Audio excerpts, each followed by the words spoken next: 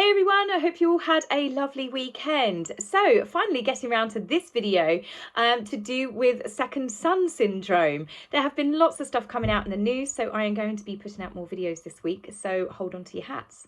So for this video, I just have seen similarities between Prince Andrew, Prince Harry, and more recently that came to light is Prince Joakim from Denmark, well, Prince Joakim of Denmark, which is the second son to Queen Margaretha. And I find the way that they behave, their attitudes very, very similar. Now, I know some of you don't like me mentioning Andrew for obvious reasons, but I'm literally just talking about Andrew from the point of view of being a second son of the Queen and Charles's brother. So I know I know people get really uptight, but yeah. So Andrew was always in competition with his brother. And I think it must be something to do with male ego. And I hope that doesn't sound sexist, but we didn't have this problem with Princess Anne being this way with King Charles, did we?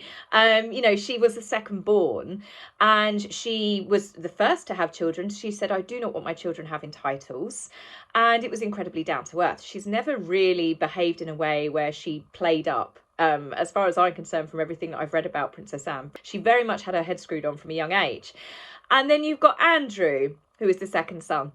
He wanted his daughters to be princesses and kicked up quite a stink about it. And so, you know, because they were the granddaughters of the then reigning monarch, they were automatically made princesses. So it's not like he got his way. Princess Anne turned down the titles, but Andrew definitely wanted them. He saw his children being equal to his brother Charles. And, you know, they're not, obviously. So what with Andrew, he was never the spare. So that's where it is slightly different. But Princess Anne, she hasn't brought any of the dramas to the table that these other ones seem to do. And it always seems to be the boys. So there was a story that made me think of this by Danielle Elsa, I think her name is. I think she's an Australian reporter, but she did a brief story which I started reading and I got bored with it, but it was talking about the troubles that are going to face Princess Charlotte being, you know, second born. She is going to be the second child syndrome. And to be honest, I think with the down-to-earth parenting that Catherine and William have, with the influence then of obviously the parenting styles from, you know, the Middleton clan that are very close with their grandchildren, I think the kids are growing up a lot more down-to-earth. I guess there's also the generational thing. It was slightly different then. Parenting has obviously changed. The royal family has massively been modernised. As I said, Princess Anne chose not to have titles. Catherine and William are bringing their children up very, very grounded. So it was a bit presumptuous, I think, for that article to turn around and say that she's going to be the problem child. They're not necessarily going to have a problem child. I mean, you always get in families, don't you? You have that one that's a little bit more naughty or something. But, you know, to say just because she was second born doesn't necessarily mean that there is going to be drama in years to come from Princess Charlotte. If anything, the way she seems to manage her brothers when they are on excursions out together, she's holding their hand, she was teaching Louis, wasn't she, when he was waving too much? She's like, no, calm down, Louis. You know, she's almost like she's got that big sister vibe, which I'd imagine was very similar to Princess Anne overseeing her brothers. So where this really comes into play, I'd say, that the second son syndrome is Prince Joakim and Prince Harry have practically mirrored each other.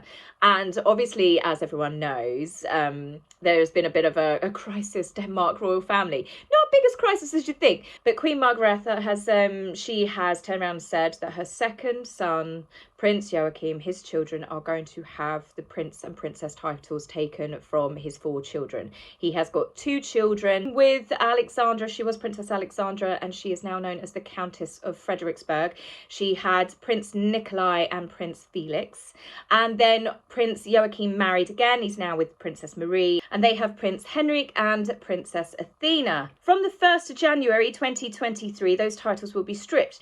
Now, the Queen's decision to strip her 4 grandchildren has come from a place of love, I believe. She wanted them to have a normal life where they are not confined or they don't face constraints from having royal titles. They are not working members of the royal family. The children are not being brought up to be working members of the royal family. So it doesn't make sense to have them as prince and princess when it can obviously steer their life in a different direction. So she's doing it in a way to give them as normal a life as possible. Now, you'd think that Prince Joakim and his wife, Princess Marie, would be happy with this, but much like Harry and Meghan, who said they didn't want titles for their children, which has obviously all changed, They are not happy. The complaints that have happened from the prince and princess that now reside in Paris are that the children will be bullied, that it's cruel, that it's unfair, that the children are very confused. There's a lot of anger, hurt and outrage. Doesn't it all sound familiar to you? Now, what also is familiar, aside from moaning to the media, they don't live in Denmark. As I said, they live in Paris. They have done since 2019. So it's a bit like that overseas, building a life. They left the country to build a life in Paris, where Princess Marie, I believe, is from originally. Now you come down to their children. You've got Prince Nikolai, who is a runway model and is the toast of the fashion world. Now, for once, it's nice to see a child of nepotism that is on the catwalk that actually looks like a model. He is a very, very handsome young man. But let's be real here. He jumped the queue because of his title. He jumped the queue because he is a prince. Lots of fashion houses, they really go after, you see Entitlement magazine, you see all these posh magazines, the high society girls, you know, in between, I'd say, going to university and then getting married. It's very much like the UK equivalent of sorority. You've got these high class society girls, these socialites, and a lot of them are models. And again, it comes down to nepotism, it comes down to who their families are and the fact that they are models because of their titles, their connections to royalty, blue blood. Now, Prince Nikolai is not the only one to have taken this career. His younger brother, Felix, he has recently been modelling Danish jewellery brand, with which has a royal warrant on it. It's not quite the same as being a working member of the royal family, dedicating your life to service and duty. Now, both eldest children of Prince Joakim signed up initially to join the military. I think Prince Nikolai dropped out after 2 months and Prince Felix dropped out after a month. It wasn't for them. But you can see there that they're obviously not really dedicated to that sort of service and lifestyle.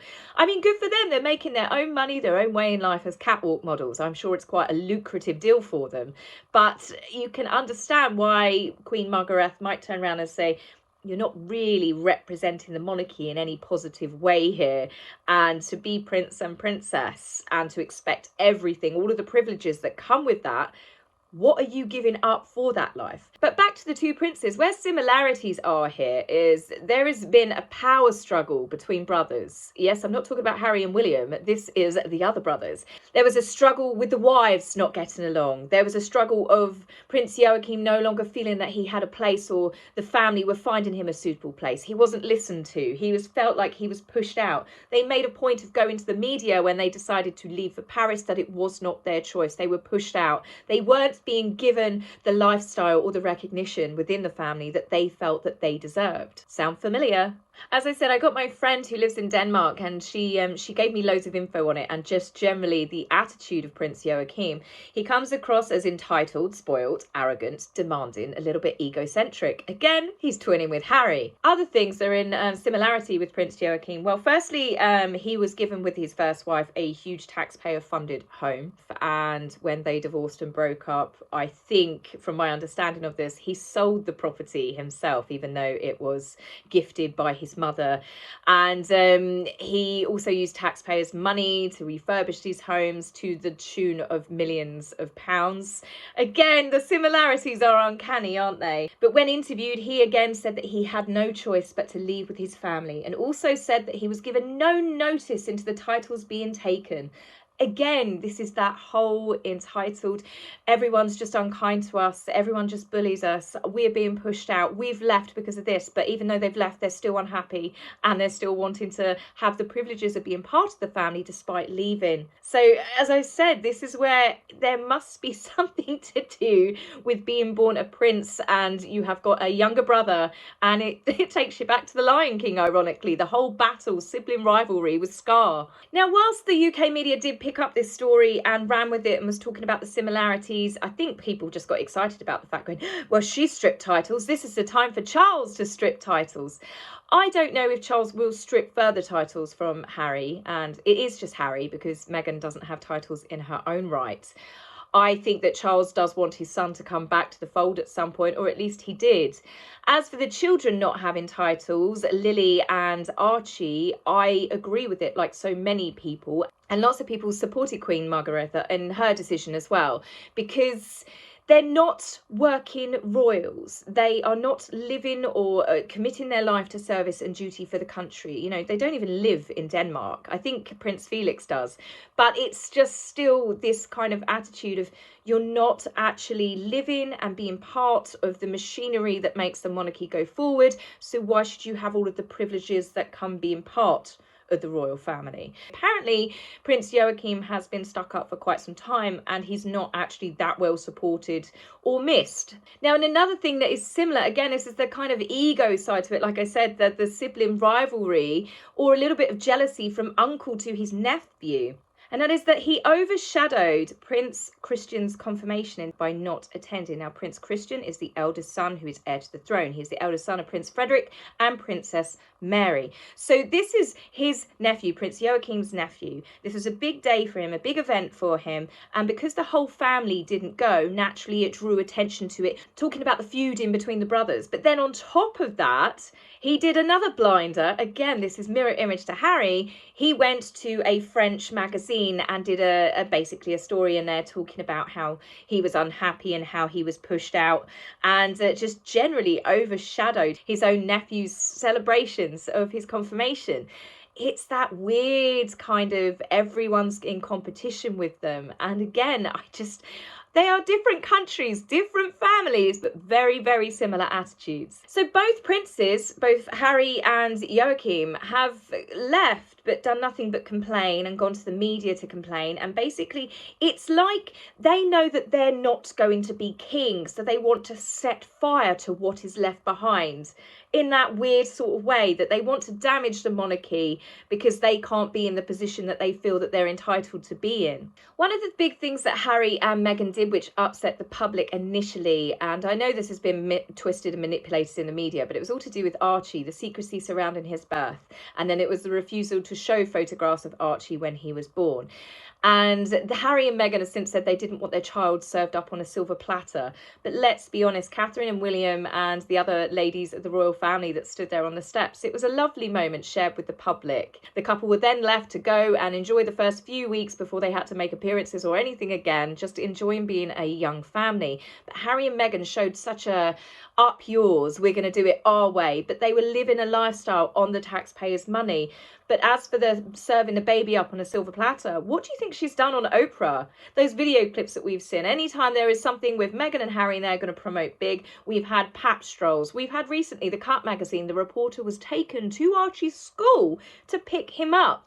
That's not serving him up on a platter, but sharing a photograph once in a while for the public is a nice way to say thank you.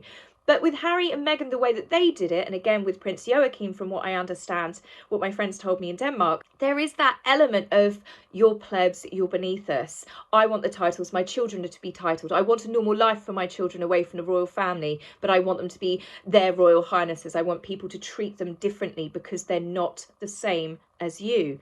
And it just doesn't wash anymore. People do not like royal families like that. The royal families all around Europe are streamlining. It's not just Queen Margaretha. We've had King Philippe of Spain, who streamlined the Spanish monarchy and has increased their popularity by doing so, by also making them follow a strict code of conduct, transparency in all of their finances, banning, accepting, basically, you're not allowed to accept excessive gifts. And if you are not contributing anything to the royal family, you are no longer a working member of the royal family. On top of that, you've got King Carl Gustaf of Sweden. 5 of his grandchildren, he took away their HRH. So whilst they still remain prince and princesses, they are no longer their royal highnesses.